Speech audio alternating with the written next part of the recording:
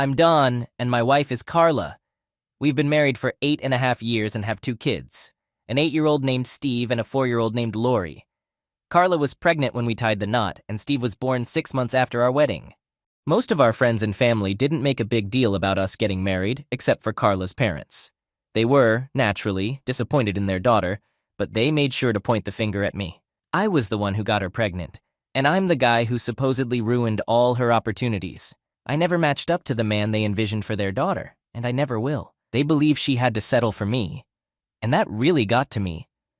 Admittedly, I did do what they accused me of. I convinced her, and I was her first. That part is true. But as far as I'm concerned, her parents can keep their blame to themselves. I love their daughter more than they could ever hope for from any man, and she knows it. But her mother and father will never see it. They can't move past her getting pregnant. Nothing I've done or ever will do will change their minds. I'll always be the bad guy in their eyes until they pass away. Carla and I met when she was a high school senior in Chicago Heights, while I was in my second year of college at the University of Illinois in Champaign. The moment I met her, I knew she was the one for me. We quickly became a couple and just felt like a perfect match. I took her purity about 1 month after we started going together, and we would make love almost every time we got together after that. After Carla finished high school, she moved back in with her parents and took a job as a teller at a Chase Manhattan bank. I saw her nearly every weekend, whether it was in Chicago Heights or Oak Lawn, where my folks lived. With 1 year left in college, I learned she was 2 months pregnant.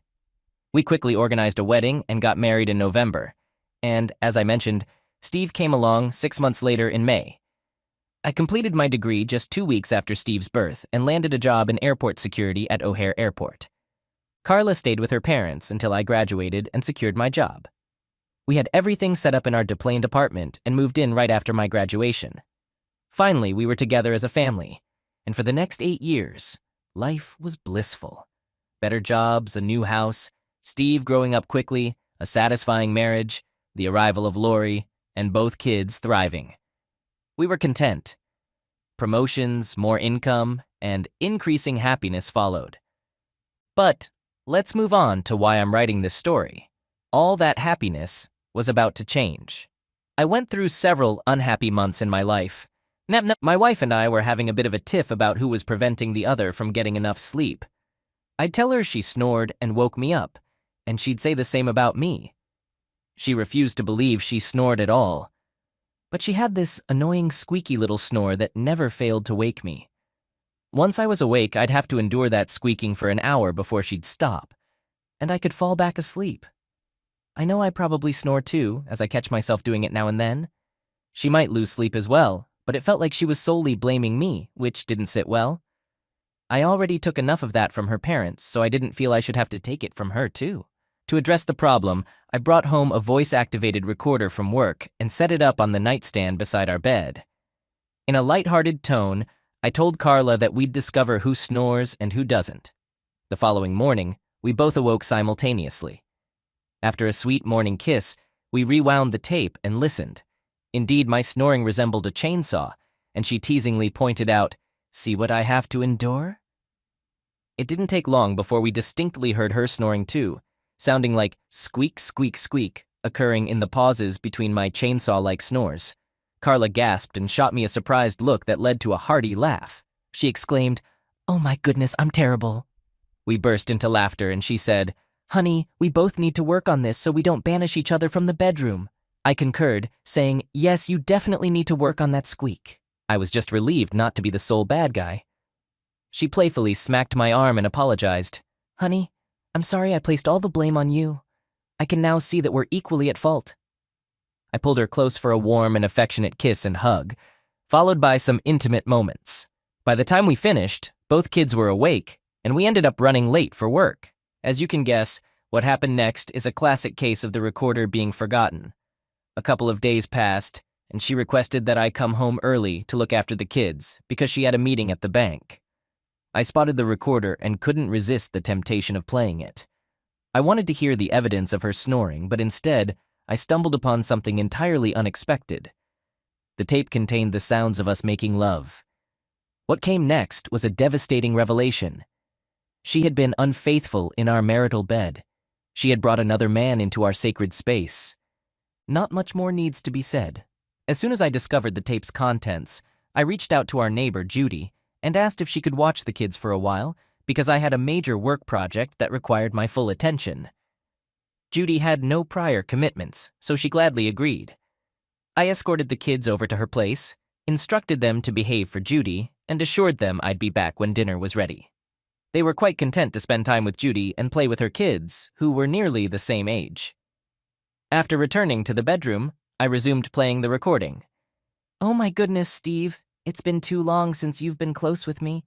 I've really missed that over the past few months. Don't worry, my dear. I'll be intimate with you this afternoon. I genuinely wish you to become pregnant today. Don and I want another child. I would love for all 3 of my kids to share the same father. Hasn't Don ever felt suspicious about us? Doesn't he ever wonder why the kids don't resemble him at all? Is he stupid or something?" "Don't speak that way about Don. He's not stupid. I've never given him a reason to doubt my faithfulness." He chuckled. "Well, I still don't understand how you could slip the kids past him. Luckily, Stevie Jr. and Lori both resemble me, so there's no reason for him to be suspicious." "Well, perhaps today I'll give you a child that resembles me and exposes your secret. Then he'll divorce you, and you can marry me." "Stop talking about all this, Steve. I care deeply for Don and don't want to see him hurt. What you and I share is merely passionate fun, and that's all it will ever be between us." The rest of the recording was as expected, filled with the sounds of passion between a man and a woman. I won't go into detail. It's too painful for me to even think about anymore. I listened to the entire recording. My entire marriage was a facade. The love, trust, and closeness I believed we had didn't exist. There was no love or faithfulness on her part. How could she truly love me and engage in those actions? She couldn't. When I heard everything on that tape, it felt like a crushing blow. I was deeply wounded. Physically unwell, my heart raced, and I prayed it wouldn't give up on me. I was repulsed, emasculated, terrified, and furious. I can't continue. There are too many words to describe what I felt. Devastated sums it up best. I wasn't a foolish man, so I knew I needed to figure out my next steps. What would happen to me, my family, my life? First, I realized I had to secure a copy of the tape for evidence. I was certain it would be necessary in some way. The recorder had a dual tape system, so I set it up to duplicate from tape 1 to tape 2 and made my copy. I placed that copy in a plain envelope and stored it in the trunk of my car. Regardless of what unfolded in the following moments, I had that tape as proof. Secondly, I understood I had to keep my knowledge a secret, at least until I had a plan in place. I rewound the tape to the end of our snoring segment and erased the rest. Then I returned the recorder to the nightstand and left the bedroom. If Carla considered it, she might wonder if the tape had recorded her and Steve. However, she wouldn't hear anything, and I wouldn't tip her off that I knew her dark secret. I knew I needed all the facts to decide what to do. To start, I thought about when Carla and I first met and went from there. I got to know her through a friend of hers from school who was dating my cousin. I figured that her high school yearbooks would be a great source of information. So I went down to the basement, rummaged around until I found the box with all our high school yearbooks, and put both of our yearbooks into my car's trunk. I made sure to put the boxes back exactly as they were to avoid raising any suspicion. If she somehow noticed they were gone, I could always claim they got mixed up in another box. Lastly, I knew that if I saw Carla that night, she'd sense that something was seriously wrong. So I reached out to my boss, Jim, for help. Jim and I had become good friends over the years I worked with him, and I knew I could confide in him. I shared what I'd discovered and asked him to cover for me for a few days so I could get to the bottom of it all and make my final decision. I requested that he arrange a trip for me to New York, under the pretense of attending an anti-terrorism school. It was consistent with courses I'd taken before and wouldn't raise any suspicions. Of course, I had no intention of actually going. I had places to visit, people to meet, and a web of lies to unravel. Jim agreed to help with the cover story, explaining that this class had come up last minute and was something I absolutely had to do. I needed to be on a plane within an hour. I called Carla on her cell phone and explained the urgent trip Jim had asked me to take. I mentioned that I'd drop the kids off at Judy's for her to watch, pack quickly, and head to the airport. I told her I didn't have all the details for the class yet, but would update her when I found out. Naturally, she wasn't thrilled about my sudden departure, but I insisted there was nothing I could do about it and said goodbye. I heard her say, "I love you, Don," as I hung up, but I couldn't bring myself to say it back. I went over to Judy's place and told her I had to make a sudden out-of-town trip. I explained that Carla would come by in about an hour to pick up the kids, and Judy was fine with that. I asked if I could bring Steve and Lori home with me while I packed and said my goodbyes. She agreed, so we headed back to my place. Before leaving, I needed to collect DNA samples from the kids. I managed to get saliva samples from both Steve and Lori using Q-tip swabs. I planned to have their DNA analyzed and compared to my samples to prove I wasn't their biological father. The results would confirm what I already knew from Carla's confession on the tape. After packing enough clothes for a few days, I left the house with the kids and took them to Judy's. I thanked her for watching them at such short notice and headed out.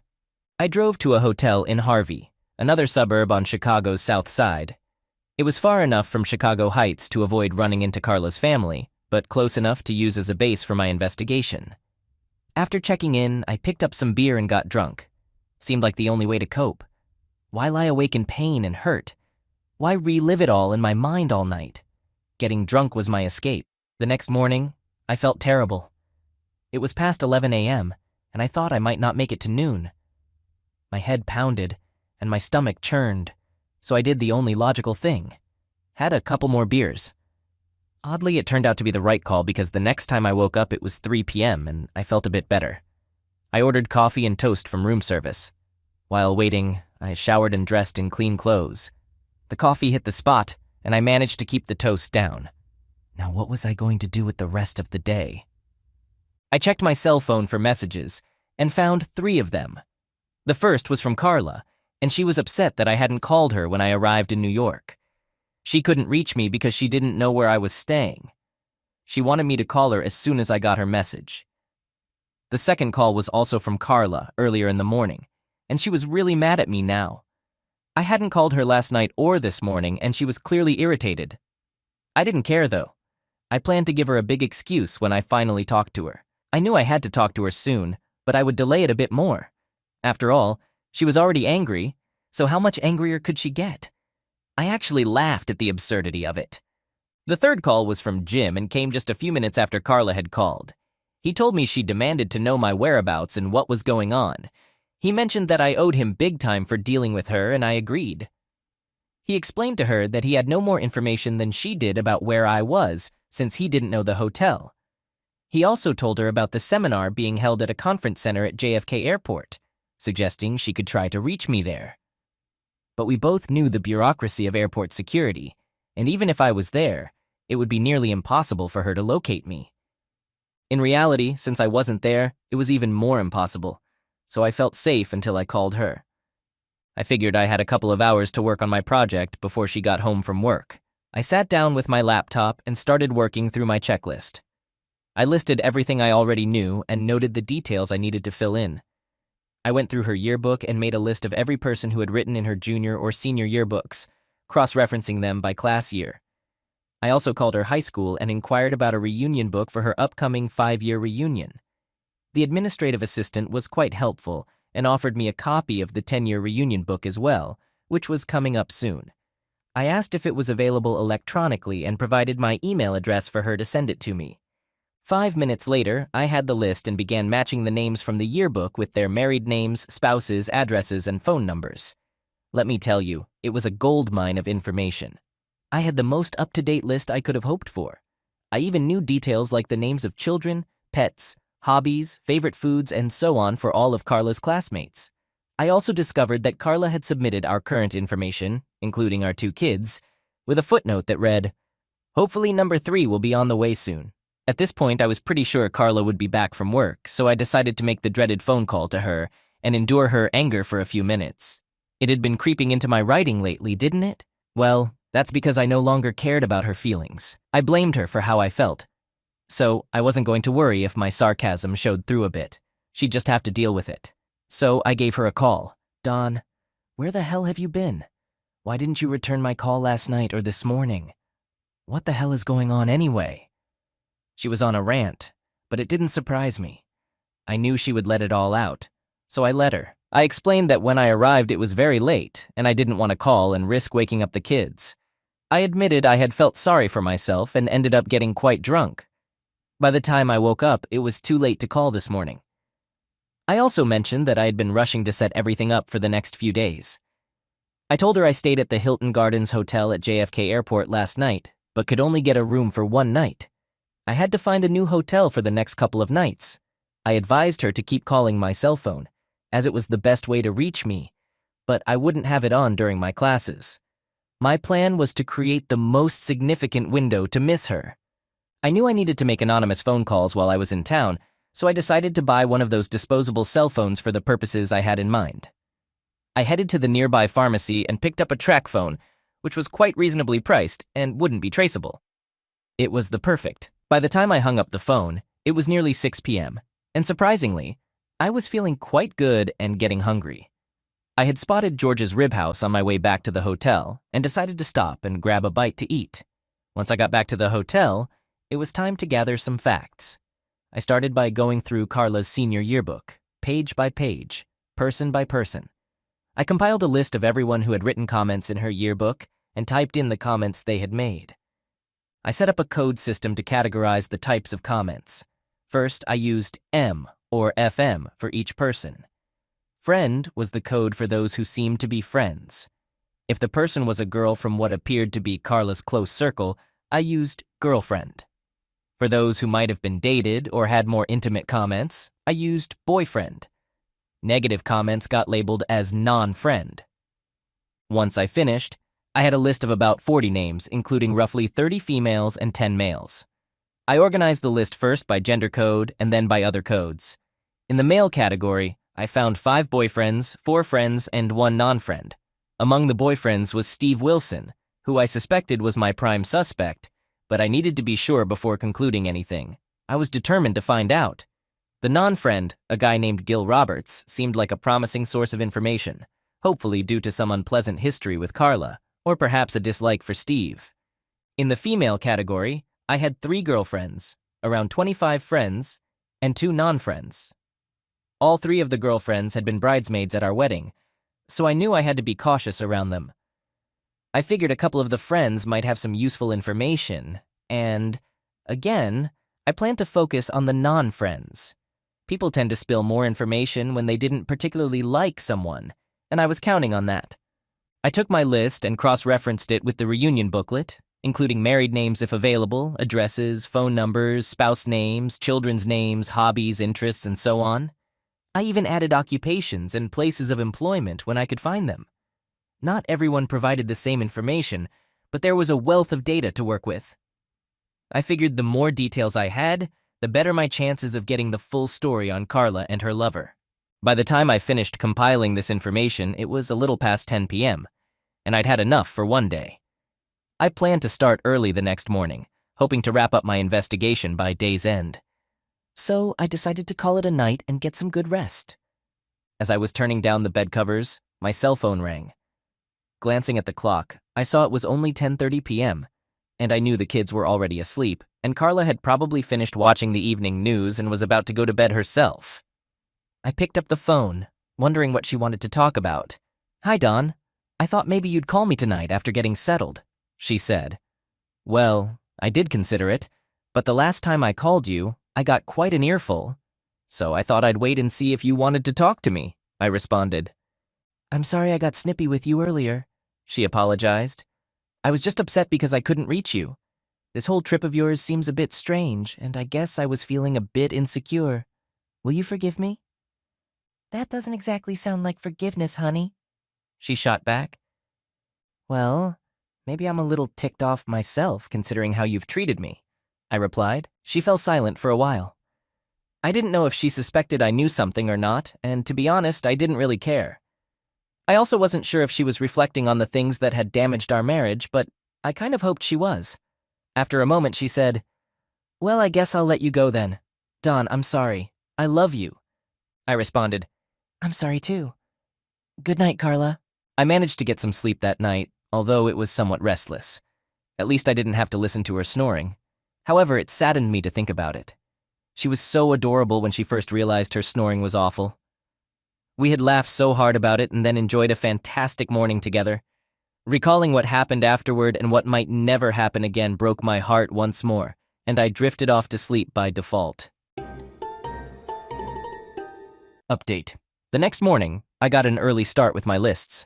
I used my track phone to call several female friends, introducing myself as Roger Moore from Homeland Security.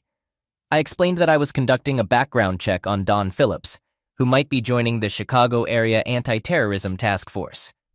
I mentioned that Mr. Phillips was married to the former Carla Pedersen and asked if they knew her from high school. During these calls, I inquired about Carla's high school associations. Eventually, I confirmed that Steve Wilson had indeed been her high school boyfriend. They had dated for about 3 years, and she ended the relationship a couple of months after graduating from high school. I also learned that Steve was still living in Chicago Heights, working at Chase Manhattan Bank in Chicago Heights, now as a loan officer, and he had recently gone through a divorce. It turned out he had 2 children, both boys. In the reunion booklet, I found his entry. He was a very good-looking man, and I could understand why he would catch a woman's eye. I wished I looked as handsome as him. However, despite their previous relationship, Carla chose me and gave me her virginity. But she continued to be involved with him, maintaining a relationship for years, and apparently allowing him to father our children. The whys of her actions remained a mystery. Questions I couldn't answer. Maybe she could provide some answers, but I wasn't sure. So, Carla ended her relationship with Steve shortly after we met, but they still worked together at the bank up until we moved to Des Plaines. That meant they were in close proximity all those days. I could understand how they rekindled their connection, but the reasons behind her choices were still unclear. I believed I had gathered enough information from the friends, so I decided to approach one of the female non-friends, Jill Johnson Marker. I maintained my cover as Roger Moore from Homeland Security and inquired about anything in Carla Pedersen's background as Don Phillips's wife that might be of significance to his consideration for a national security position. Man, as soon as I said those words, she laid into me with both barrels. She made it clear that Carla was the most unpleasant person to ever graduate from Chicago Heights High School. According to her, Carla was a boyfriend stealer and a cheater. I asked her to explain why she felt that way. She shared that in her sophomore year she was dating Steve Wilson, and Carla had taken him away from her. While she acknowledged that boyfriend stealing isn't illegal, she believed it spoke to Carla's character. As time passed and Carla met her husband Don, the flaws in her character became more apparent, she confided. According to rumors, often started by Steve, Carla resumed her relationship with Steve after they both worked at the bank. Steve proudly claimed that he had fathered 2 of her children, and even spread the news that she was pregnant again this week. This was the latest gossip. Jill expressed her doubts about entrusting national security to Don Phillips due to his unfaithful wife. I hadn't expected it to be so straightforward. I also didn't anticipate how much it would pain me to realize that others were aware of what had been happening all these years while I remained oblivious. I thought I might as well get the lowdown from the other 2 non-friends, so I called the other female, and her story closely paralleled Jill's. She was the sister of Steve's ex-wife. Her sister had divorced Steve after hearing the rumors and confronting him. Steve bragged about it, mentioning he had fathered 2 more children. I requested Jill to provide me with her sister's phone number, and she willingly did. I planned to use it later. As for the male non-friend, he had been in love with Carla throughout high school, but she never gave him a chance. He mentioned that she claimed to be in love with Steve, but probably wouldn't marry him because he was so self-absorbed. Supposedly, Steve had been trying to get close with Carla for 3 years. She always told him that she would only give her virginity to her future husband, but after losing her virginity, she might consider being with Steve for old time's sake. This attitude hurt the person sharing this information with me. He had hoped to be her future husband, and realized that she might not remain faithful to him. He believed she might allow Steve back into her life if he pursued it. He stopped trying to date Carla after that. Her apparent attitude stung me even more than I already was. It became clear to me that Carla hadn't planned on being faithful to me in any way. I had gathered nearly everything I needed from my list of names. Now, I wanted a bit more insight into Steve, so I visited the bank to see him in person. I wasn't going to reveal my identity, but I wanted to observe him in the flesh. He matched the pictures, tall and athletic. It was a shame that he had a negative reputation. Otherwise, he might have been a good catch. I had a few more calls to make and stops to complete before returning home, but I was confident I'd be back in Des Plaines before nightfall. I checked in at the Candlewood Suites extended stay hotel near the airport and called Carla around 8:30 p.m. I informed her that I'd be home around noon the following day and suggested she take the afternoon off for some quality time together. I had grown quite resilient in my circumstances, and I didn't let on about what I had uncovered. I figured she had lied to me for years, so a few lies from my side wouldn't hurt much. I reassured her of my love, that everything would work out fine, and then I slept well. The next morning, I stopped by my office to have a lengthy discussion with Jim. He was eager to learn what I had discovered, and I shared all the information I had gathered. He gave me an overnight envelope from the DNA lab where I had taken the DNA samples the previous day. It was an additional cost, but I was relieved that they offered overnight service. I opened the envelope because I wanted Jim to be aware of the results, too. It was important to me that he knew all the facts. He was both my friend and boss, and I might need to request a significant favor from him in the future. Dear Mr. Phillips, we've completed testing on all 5 samples you provided on Wednesday, November 15th. Sample 1 is a male and is a full sibling to Sample 2, also a male. Sample 3 is a male and is a full sibling to Sample 4, who is a female. Samples 1 and 2 share the same father and have a different mother than Samples 3 and 4. In other words, all 4 samples share a common father, but Samples 1 and 2 have a different mother than Samples 3 and 4. As for Sample 5, which we know is you, Mr. Phillips, it is in no way related to any of the other samples. So, there is no DNA evidence to indicate that you are the biological father of any of the 4 children represented as Samples 1, 2, 3, or 4. If you need further assistance, please don't hesitate to contact us. Sincerely, David Rafferty, Ph.D., Accurate DNA Labs, Inc. I had reached out to Steve's ex-wife and arranged to talk to her. She agreed to meet with me and allowed me to take saliva swabs from her 2 children. I had a sworn statement in my briefcase from her, confirming that she willingly provided the DNA samples for her 2 children. Jim gave me a warm hug before I left and expressed his sympathy for what I had discovered and what I was going through. He assured me of his support and willingness to assist in any way. He also made a lighthearted comment that he'd better watch out or I might take his job away, considering the thoroughness of my investigation in such a short time. We both shared a laugh, although it was a rare moment of joy in what had become a heavy situation. I gathered the tape, statements from many of Carla's former classmates, a letter from Steve's ex-wife, a certified letter from the DNA lab, and my aching heart. With these in hand, I went home to confront my wife. I arrived at our house a few minutes before noon. I fetched a beer from the fridge and settled in the family room, waiting for Carla to return. Shortly after 12 p.m., I heard her come in from the garage. She hurried over to me, hoping for a hug and kiss, but I evaded her. I could see a strange expression on her face when I did that, but I knew things were about to get much worse, so it didn't really matter all that much. She asked me what was going on, and I asked, "Do you want a beer?" She responded, "No, just tell me what's wrong." I said, "Carla, I know you've been having an affair."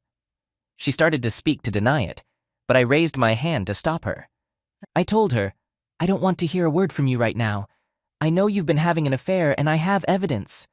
With that knowledge, there's no reason for me to believe anything you say.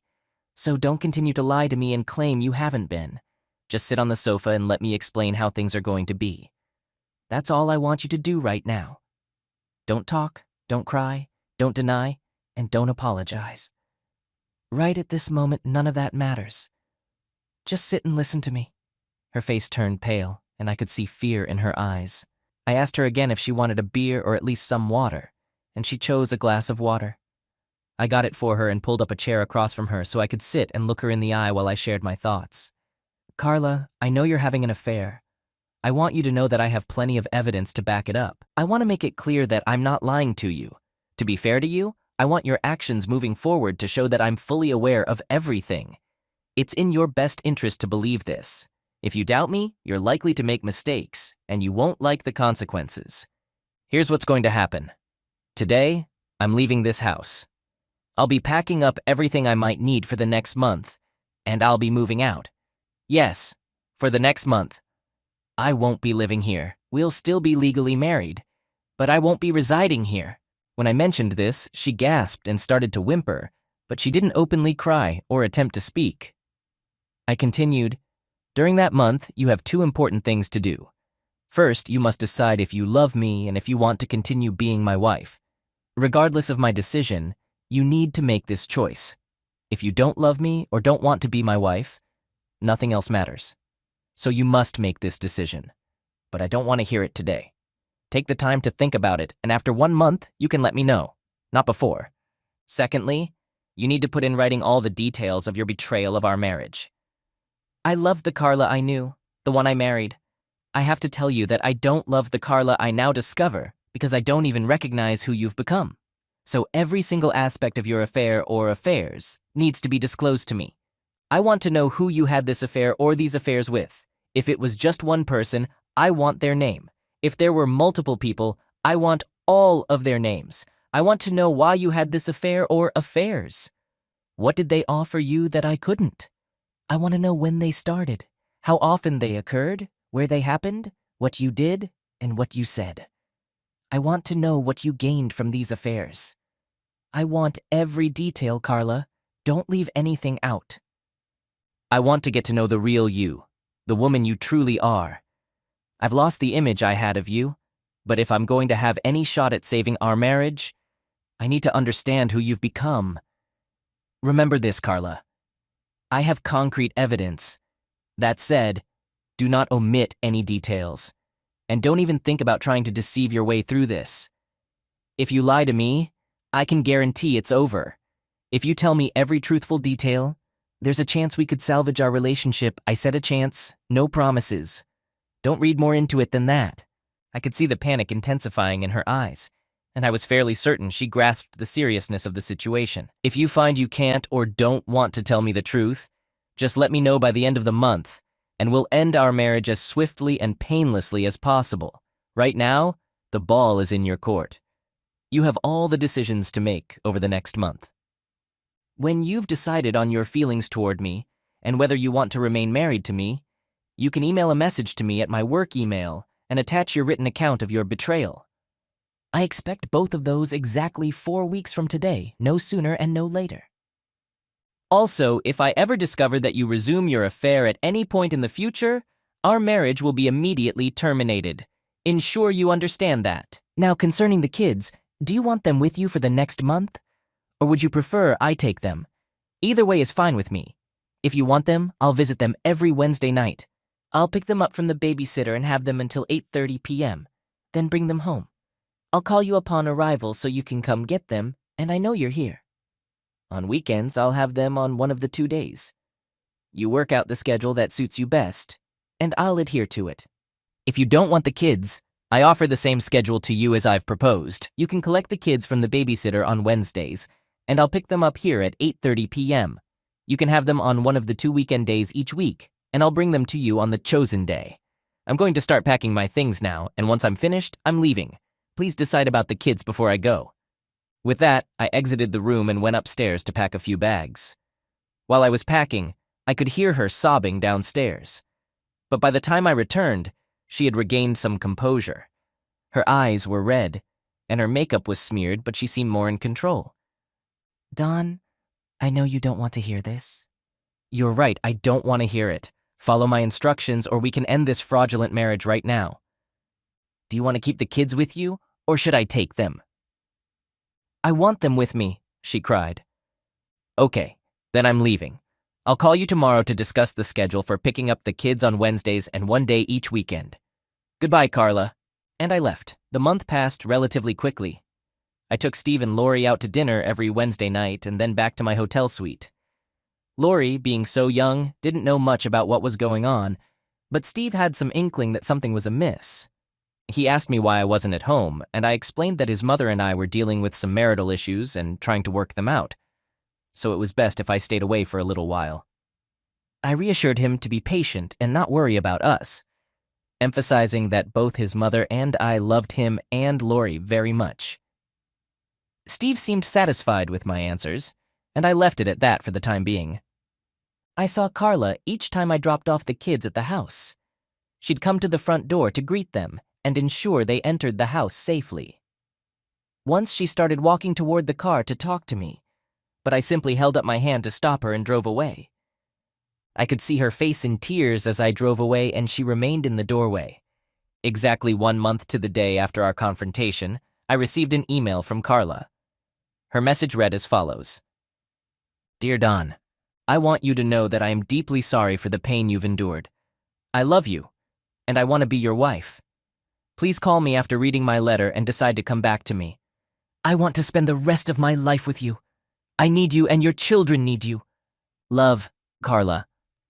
Upon reading that, I already suspected that Carla wouldn't be completely honest in her letter. I knew she wouldn't admit that Steve and Lori weren't my children. However, I had to read the letter to be certain. Attached to the email was a lengthy letter with the following content. Dear Don, I'm writing this letter to persuade you to return to me. I love you deeply, and I want to continue being your wife and grow old with you. It's a simple thing to say, but what I have to tell you is extremely complicated. I know it will hurt you, and I never wanted that to happen, but I'm committed to being completely honest with you. I love 2 men, you and Steve Wilson. You mentioned I was having an affair, and by most people's definition, I suppose I was. However, I didn't see it as an affair. An affair typically involves a brief infatuation leading to a short-lived, illicit romantic relationship. I understand this is going to be painful, but my relationship with Steve dates back to before my relationship with you. You know I was involved with someone else when I met you. That someone else was Steve Wilson. We had been dating since my sophomore year. Steve is a handsome, charming, witty, intelligent, and caring man. He still possesses all those qualities. Shortly after I started dating him, I realized I was in love with him. He embodied most of what a girl could hope for in a boyfriend or husband. I loved him, Dawn, but he had one significant flaw that made marriage impossible with him. He was incredibly attractive and overly confident, making it clear he wouldn't stay faithful to me as a husband.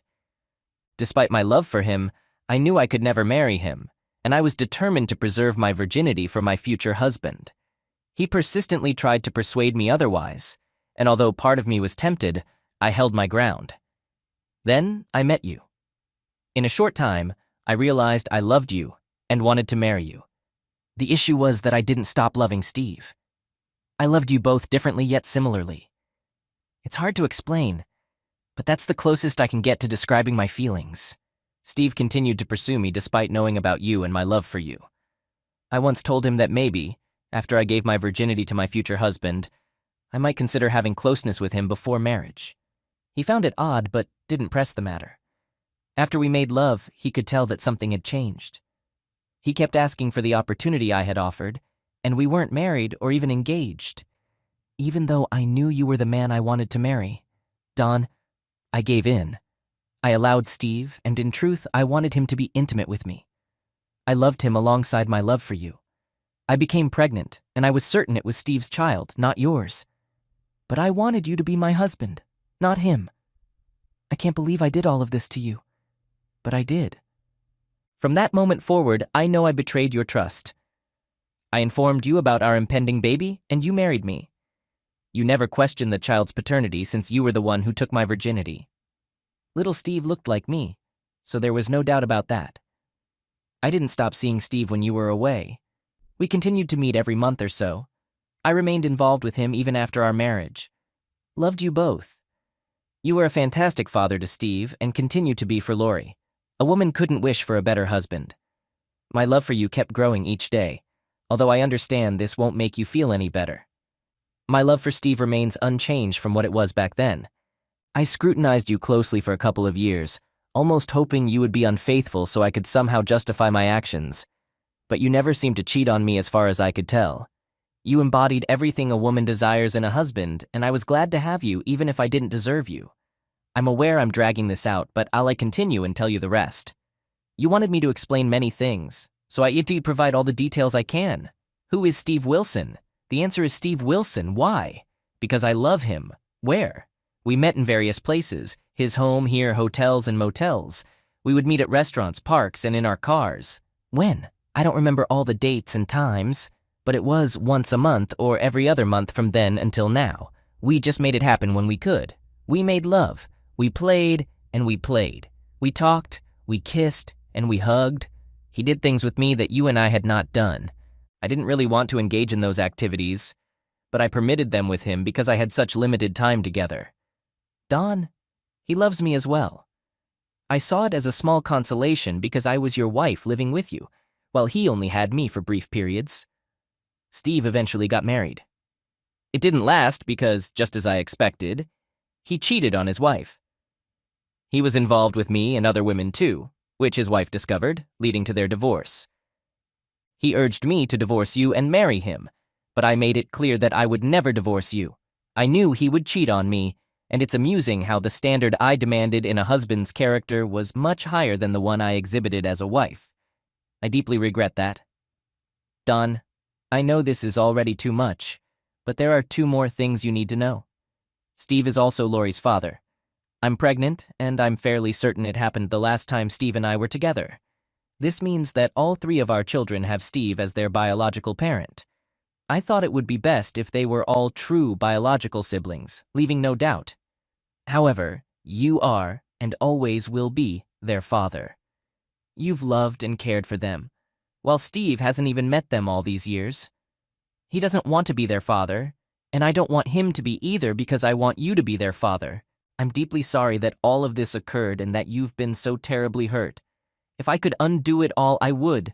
I'm praying that you'll come home to me, that you'll give me a chance to work this out and save our marriage. I'm praying that your love for me is strong enough to desire that. Please come back to me. I realize I haven't answered every question you must have, but I promise to address any inquiries you have. I'm begging you to give me a chance. I'll be waiting for your call. Love, Carla. The next day, which was Friday, I called Carla and informed her that I would be returning home early in the morning. I asked her to take the day off and drop the kids off at the babysitter's because we had a lot of talking to do. She agreed to my request and inquired about what was on my mind. I responded, "You'll have to wait until tomorrow to find out," and ended the call. The following day, I entered the house. Carla was waiting in the kitchen with a cup of coffee, which I gratefully accepted. I suggested we sit at the table so I could discuss some matters with her. After we got settled, I opened my briefcase and placed a substantial stack of paperwork and files on the table. Carla, this is my evidence. It begins with this audio tape. From it, I discovered several things. You were having an affair with a man named Steve. This affair had been ongoing since before we got married. Neither of my 2 children are biologically mine. You had planned on becoming pregnant again by him, so I'd be raising a 3rd child for both of you. You said you loved me and didn't want to leave me for him. The expression on her face was one of disbelief. If you're wondering where the tape came from, it's the audio recorder we used to record snoring. I erased everything except the snoring to keep you from realizing that you had been exposed. I didn't actually go to New York. I went to Chicago Heights to investigate your past, find out who Steve was, and learn about my children. That's why you couldn't locate me in New York. When I discovered the truth about you, I didn't want to see or talk to you again. I laid out the high school yearbooks on the table. I thought the best place to start would be your yearbooks. I compiled a list of everyone who had written comments in your yearbook and categorized them based on their apparent connection to you. Here are the details of what I found in your yearbook. I placed my cross-reference list on top of the yearbooks and also pulled out the reunion booklet. The school administration sent me this booklet for your upcoming class reunion. I used it to gather current names, addresses, and phone numbers for all the individuals on my contact list. I obtained valuable information from Jill Johnson Marker and Steve's wife's sister who was in your class. There was a guy from high school who had a crush on you for a long time, and he was quite helpful too. He told me he stopped loving you when he found out you intended to have a relationship with Steve behind my back after we got married. Many of your friends and acquaintances from our hometown know about your actions and what kind of person you are, Carla. I don't understand how you could have believed that Steve would keep quiet. After all, he was also involved in this. The next piece of evidence was a folder containing the letter from the DNA lab. This letter confirms that I am not the father of our 2 children. I got in touch with Steve's ex-wife, and she agreed to meet with me. She allowed me to obtain DNA samples from her 2 kids, hers and Steve's, and this letter certifies that Steve and Lori are half-siblings to Steve Wilson's 2 children. The letter from Mrs. Wilson affirms that these samples were collected with her consent and that 2 of them are from her and Steve's 2 sons. I removed one last folder from my briefcase. Carla, this is all the evidence I have right now. I'm pretty sure I could find more if I tried, like hotel receipts, traces of bodily fluids on clothes, articles of clothing, or possessions I'm not aware of. I suspect there's a lot of evidence, maybe even eyewitnesses, that I could uncover if I made the effort. I don't think I need to do any of that to prove the extent of your affair, do I? She shook her head no. I'm not someone who finds pleasure in listening to my wife being involved with another man, and I certainly don't need to hear the details from you. So I won't ask any more about that. Your letter confirms all the facts I've gathered, and I appreciate your honesty for once in your life. I thank you for having the courage to stop lying to me. Carla, I loved you with all my heart and gave everything I had to this marriage. I believed you did the same, and I was incredibly happy with you. But when I found out this foundation was built on deception, the only conclusion I could reach is that our marriage was based on lies, making our marriage itself a lie. When I first discovered all of this, I genuinely wanted to kick you, maybe even Steve. I don't have that desire anymore, but I will if it's absolutely necessary. All this while, I've been watching Carla's expressions change. She went from being amazed at how I uncovered these truths to being terrified of what lay ahead for our marriage. Her reaction was even stronger when I confessed that I once felt like kicking her. I opened the last file on the table. Carla, these are divorce papers. I've already signed them, and all that's left is for you to sign them too. There are also documents granting me full custody of all the children, including your unborn baby. Her expression shifted from fear to sheer panic. At that moment, I thought I saw desperation in her eyes. Despite everything she'd done to our marriage, that look made me incredibly sad. It wasn't what I wanted, but I felt I had no other option. I couldn't continue living in the situation she had created. Once you've signed these papers, I'll keep them in my safe deposit box. Whether I actually file them with the courts in the future will depend on your actions. If you agree to all my terms, I won't leave you or force you out, but we won't be living as husband and wife anytime soon. I expect you to move your things into the spare bedroom right away, as I'll be using the master bedroom. I anticipate Steve to pay $2,000 per year for each child in child support. This money will be deposited into a trust account for each child until they turn 18, which includes the new baby. Steve's words made it clear he was involved. The total due now is $30,000, $16,000 for Steven, $8,000 for Lori as back payments, and $2,000 each for the upcoming year. Furthermore, he must acquire a fully paid life insurance policy worth $108,000, with the children as beneficiaries and you as the policy owner, allowing you to make any necessary changes. He will receive a letter stating that once he fulfills his commitment for voluntary child support, the policy ownership will be transferred back to him. Should he fail to meet either of these requirements, I will make this situation public and take legal action against him to recover both past and future child support. These court-ordered payments will be deducted from his wages by his current and future employers, potentially affecting his career advancement, which I'm not concerned about. If he accepts my terms but doesn't fulfill his future obligations, his life insurance benefits will provide for his children. Interpret that as you wish. All of this will be conveyed to him in a formal letter from my attorney, along with copies of all the evidence I've gathered so far. Update. You have two choices. You're free to leave anytime without the children. Just pack your bags and go. Alternatively, you can sign these papers and stay here with your children, even though we won't be living as a married couple. I don't see why you'd need an attorney since your options are quite limited. However, if you still want an attorney to look at these papers, you have until next Tuesday morning to get that done. But let me be clear. If you refuse to sign the divorce and custody papers and attempt to leave with the children, I will track you down and take legal action. Regardless of what happened to our marriage, I won't lose my children, and neither they nor I deserve that. I won't tolerate it, period. There's one more condition. You must never see or communicate with Steve again. If you do, and I find out, both of you will face severe consequences. You've already lost me, and you'll lose Steve too, as I insist on this. You won't be allowed to love either of us. Don't make a foolish move and lose your children as well. That's everything. So, do you want to sign these papers right now, or would you rather consult an attorney? Yes, I will sign them now, she said. With that, she signed both the divorce papers and the custody papers. I placed them in my briefcase and informed her that I was going to the bank to secure them in my safe deposit box. I also told her to move into the spare bedroom as we had discussed. I said, "Goodbye, Carla, I'll see you tomorrow," and then I left. I moved back in the next day and got settled. Carla had relocated her belongings to the spare room as instructed. Life moved forward. Our household seemed normal to an outsider. We maintained civility, engaged in conversations, shared meals, played with the children, and laughed at their antics. On the surface, we looked like an ordinary family. What was missing, though, was any trace of marital bed life. There were no secret glances between husband and wife like we used to share. The intimate exchanges between us were gone, and our warmth had vanished. I avoided touching her, and I didn't allow her to touch me. Time moved forward like a relentless force, occasionally flattening us as it passed. Many nights, I lay awake contemplating what we had lost, desperately wishing it would all fade away. I wished it was just a bad dream that would dissolve upon waking. Unfortunately, it lingered with us every single day. I'm aware that Carla endured countless tormented nights too. Every so often her sobs would reach my ears.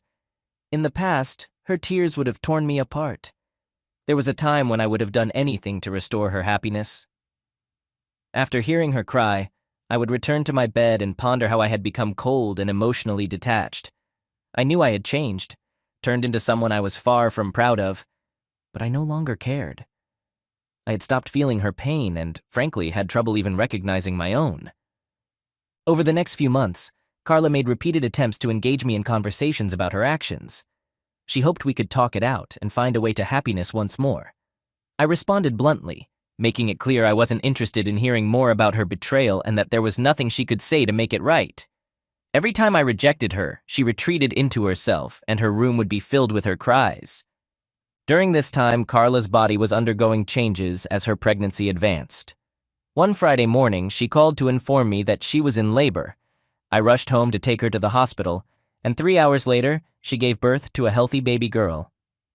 I stayed with her in the labor room and accompanied her to the delivery room.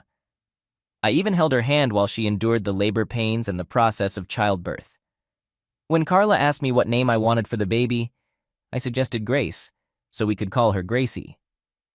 This choice surprised her because Grace was her mother's name, and she knew I had reservations about her mother due to her family's past treatment of me. I told her that she could select any name she liked as long as it had no connection to me or my family. She looked shocked and hurt by this response. The new me didn't care. I just walked away. On Saturday, I visited Gracie and was charmed by her.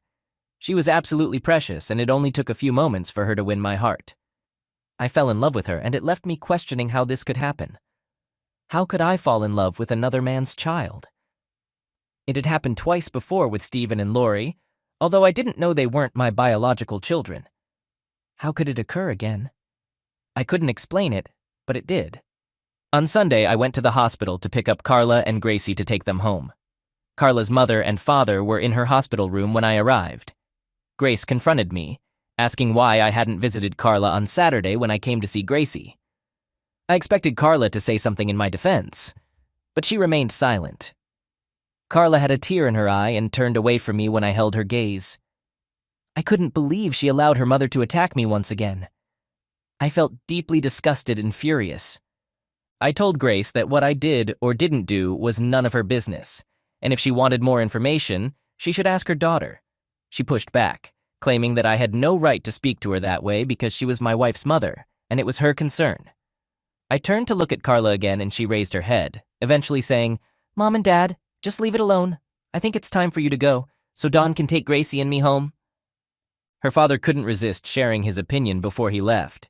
He said, "Listen, son, that's not the way to treat your wife's parents, but I should have expected it from someone like you." I retorted, "Don't you ever call me son again. I've never been your son, and I never will be. Now please leave." As we were in the car heading home, Carla expressed her apologies, saying, "Don, I'm so sorry about that." I replied, "Why, Carla? They've never liked me. They've never shown me an ounce of respect as their son-in-law. They've always thought their wonderful daughter married beneath her. Why should I be sorry? You've always allowed them to think that way about me. You've never defended me when they insulted me. Well, Now I understand why. It's because you've never shown me any respect either. You started disrespecting me even before we were married, and it's continued every day since. No wonder they don't respect me. Time passed, and over the next couple of months, I kept myself quite occupied. I had a DNA test performed on Gracie, and the results confirmed that she was also Steve's child. I didn't really care about the test's outcome. I knew she would be. I only wanted the results for documentation. I loved that little darling as if she were my own. No father could love a child more than I loved her. When she looked up at me and smiled, it warmed my heart every time. That love had been firmly established within the first few minutes of my Saturday hospital visit, and it would never fade. I also spent more time with Stephen and Lori. I was the best father any child could wish for. I loved them more with each passing day and never once regretted that they were my children. Steve Wilson might have contributed half of their DNA, but I was their father in every other sense of the word. Life with my children couldn't have been any better. I loved and cherished them, and they loved and cherished me. The only thing missing was the love of my life, Carla. I often ruminated on that love and how much she had meant to me over the years. God, I missed my wife. I missed the woman who loved me. I cried often. Another action I took was using my connections to tap Steve Wilson's office and home phones. I'm aware it was illegal, but I didn't care. As expected, I discovered what I was looking for. Carla couldn't resist the urge to call Steve and inform him that he was a father again. Hi, Steve, it's Carla. What are you doing, Carla? You know you're not supposed to contact me. What if Don finds out? Oh, he won't find out, Steve. I'm using a payphone in the mall. There's no way he can discover that I called you. Sweetheart, I just wanted to tell you that you're a father again and she's adorable. Her name is Gracie. You make the most precious babies. I'm happy that she's adorable, Carla. When do you want to start working on the next one? He chuckled. You know I can't do that right now, Steve. Don and I haven't had closeness since he found out, so there's no way I could get pregnant now. Wow, you must really need it badly then, huh? When do you want to get together? I do need it badly, Steve, and I'd love to meet with you, but I can't take the chance right now. I'm still hoping that one day Don will forgive me, and I can have my marriage back. After that, we'll have to see if we can find a way to be together occasionally. I doubt it will ever be like it was before, though. Don is a lot more suspicious now than he was back then. Okay, Carla, just know that I'll try to meet you wherever and whenever you can make it. Please stay in touch. I will, Steve. Goodbye, sweetie, I love you. If you believe that phone conversation hurt me or made me furious, you're mistaken. After what she had done to me, there was nothing left of my heart that she could destroy. I was completely cold towards Carla. In my eyes, she was irrelevant. All the love I once had for her was now directed towards Stephen, Lori, and Gracie. They received all my love, and there was nothing left for Carla. Nothing she did or could ever do would change that. If I hadn't had my children to love, things might have been entirely different. I might have wasted away or turned to alcohol or work. I might have forgiven her and tried to rebuild our marriage. None of that happened because I had my children to love and they loved me. I didn't need anything or anyone else. Update. A few months later, Steve Wilson tragically left this world in a car accident. The accident occurred when his car veered off the road and collided with a tree. Carla learned of his death when she dialed his office number and a stranger answered. I had kept the phone tap active for this very reason. Hello, this is Jonathan Davis. Oh, I was trying to reach Steve Wilson. I'm sorry. Steve Wilson doesn't work here anymore. May I ask who is calling? I'm just an old friend. I'll try to call him at home. Miss, I know this might be a shock for you, but Steve was in a car accident about 3 weeks ago. You should probably contact his family for more details. I'm so sorry to have to tell you that. I heard her gasp as the shock took her breath away, and then the line went dead. That night when I came home from work, Carla gave me a strange look. I didn't act any differently than usual and she didn't say a word. That night I heard her sobbing again in her bedroom, and it continued for several nights. Shortly after, she received a letter from the insurance company with a claim form for Steve's insurance, naming the children as his beneficiaries. She showed it to me and asked how to fill it out. When it was mailed, she gave me another strange look. You didn't seem shocked when you found out Steve had died, she said. I replied, Carla, I have no feelings for Steve one way or another now. I'm not shocked and I don't care. All I'm concerned about is ensuring his children have the money for their college funds. My reaction clearly unsettled her, and she continued to look at me strangely. A week later, a check arrived for $108,000, the payout from Steve's insurance policy. Carla and I deposited the funds into each of the children's college fund accounts. Each account had $46,000, plus some earned interest from Steve's initial deposit. When Steven was ready for college, he'd have about $80,000 available. Lori would have around $100,000, and Gracie would have roughly $130,000. This would be a significant help in covering any education costs they might have. On the way back home, I mentioned that, at the very least, the kids' college expenses were secured, and we wouldn't need to worry about funding each year. Upon arriving home, Carla requested to have a conversation. I agreed, and she inquired whether I would ever forgive her and love her again. I shook my head, signaling a no. She called me a cold-hearted person. I admitted she was entirely correct about that. She asked how I could become so emotionally distant.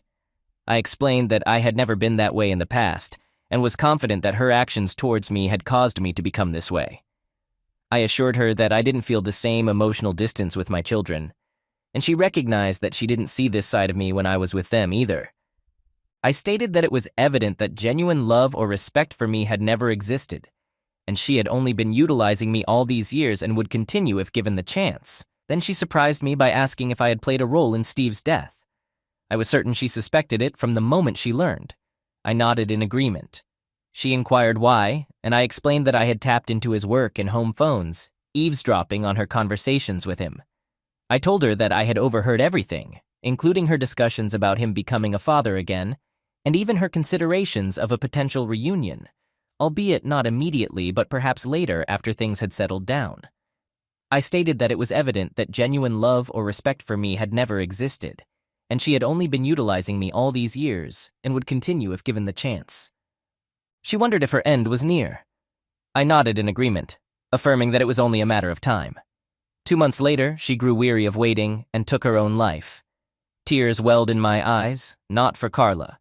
She had become a stranger to me over a year ago when I first heard the recording, exposing the falsehood of our marriage. However, my tears flowed because my children were in pain. Their innocent hearts, shattered by this tragedy, broke my own. Carla left me a letter, strategically placed for only me to discover. The letter began, "Dear Don, I am deeply apologetic. I cared for Steve, but not in the way I cherished you. My love for you surpassed anything else. I am aware that my actions obliterated your love for me, and I cannot endure a life without it. I understand the immense pain I caused you, and I had hoped that, with time, you might find it within yourself to forgive me and love me once more. I realize that my choices transformed you into a person you were never before. When I saw you confront Steve, I understood that your love for me had vanished, and I couldn't bear to accept that truth. I will carry the knowledge of having ruined a good man to my grave. I suppose you weren't the ideal husband for me after all. What I really wanted was a man who could accept my selfishness, my desire to love and be loved by two men.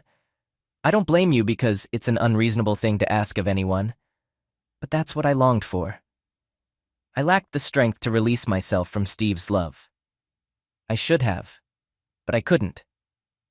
I hope that my passing will free you from the inner turmoil you're experiencing. I hope that someday you'll find it in your heart to let go of the anger you carry towards me and Steve.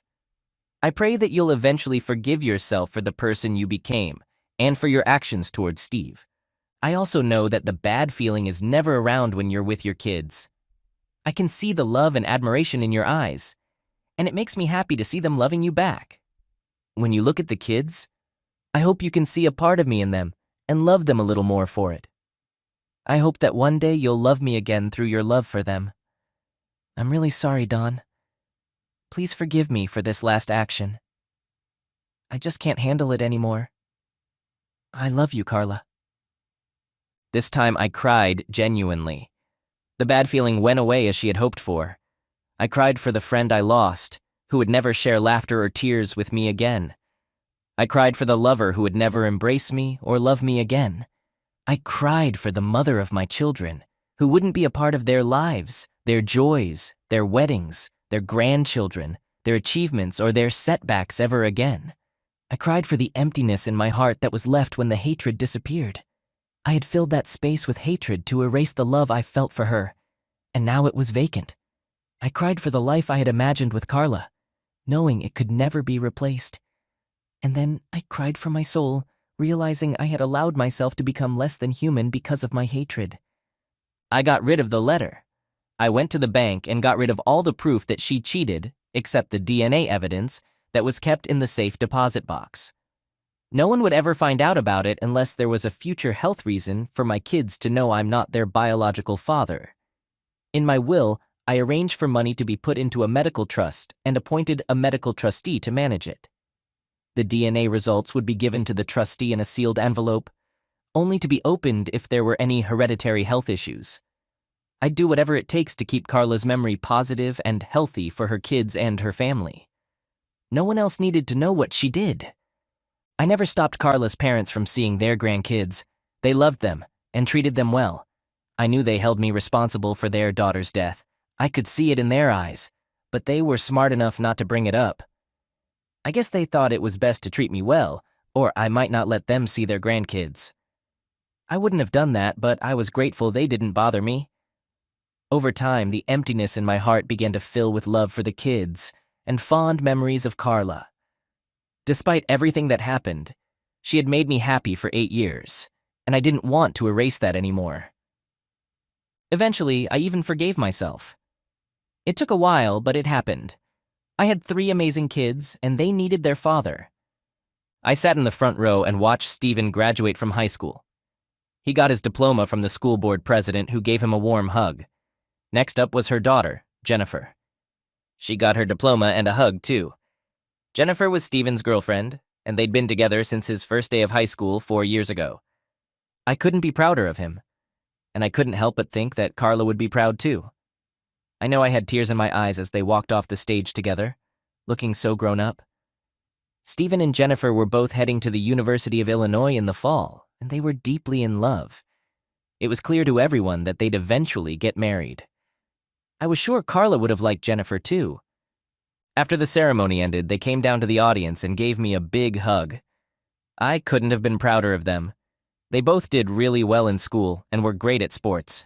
Their future looked really bright. Steven asked if it was okay for him and Jennifer to go to a few graduation parties before coming home, and I said yes. Jennifer gave me another hug and said, "Thanks, Daddy. We'll see you and Mom later." As they walked away, I thought about what she called me. Daddy. I had become her father, too. I met Leslie, her mother, a few weeks after Steven started high school. She was the school board president and involved in school activities. Steven kept talking about Jennifer and how great her mom was, and we eventually met at a football game. I felt like a teenager again because I was immediately smitten with Leslie. I probably acted like a fool. I learned that she was a single mom. She had divorced when Jennifer was 9, and her ex-husband wanted nothing to do with their family.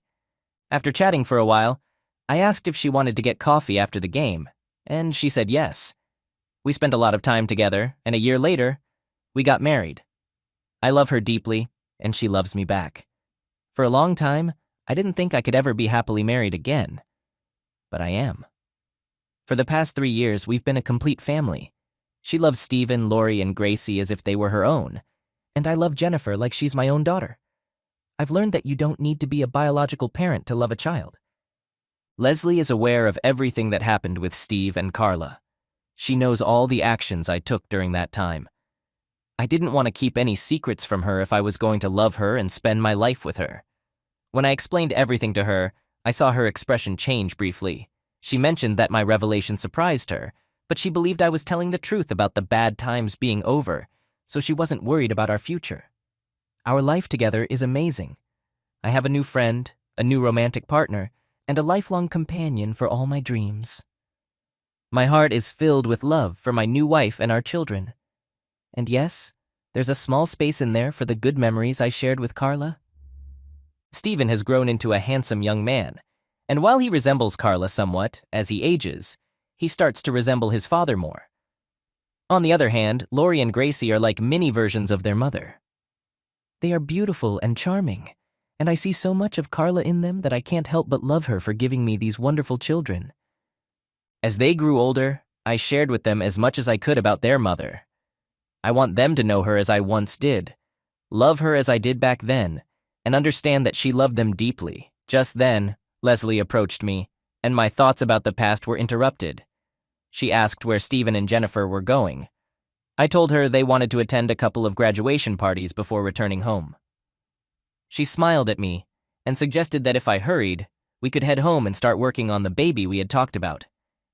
We quickly got to the car and headed home. Life is good and getting better all the time.